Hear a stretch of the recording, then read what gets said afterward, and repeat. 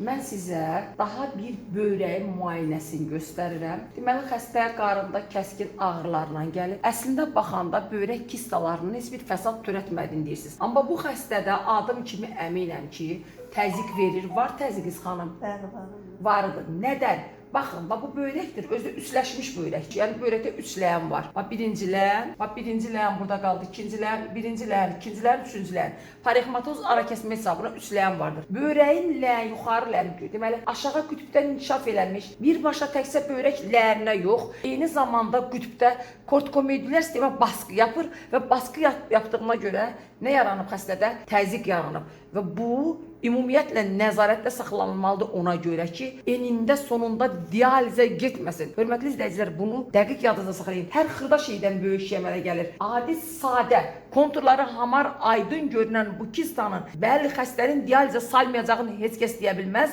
Ona görə ki, bu kortikomedulyar sistemə baskı yapıb renal hipertenziya yaradır. Sababı, deməli, durğunluq verib böyrəkdə obturasyon pielektaziya da verə bilər. Obturasyon yox, durğunluq pielektaziyası verə bilər və bu pielektaziya da gətirib böyrək çatılmazlığına çıxara bilər. Kistanın ölçüsünü göstərirəm sizə. 59, belə yazarsan qızım, 59 vurulsun, oldu katet kimi götürdü bu lap. 51 oldu, daha ciddi götürdük.